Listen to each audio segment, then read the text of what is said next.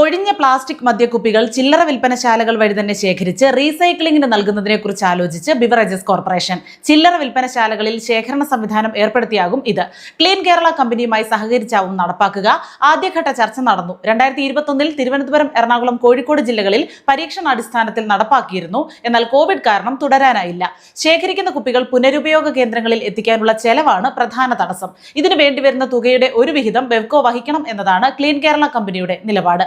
Plastic കുപ്പികൾ recycling ചെയ്യുന്ന ഫാക്ടറികൾ കോയമ്പത്തൂരിലും ആന്ധ്രയിലുമാണ് പ്രധാനമായുള്ളത്.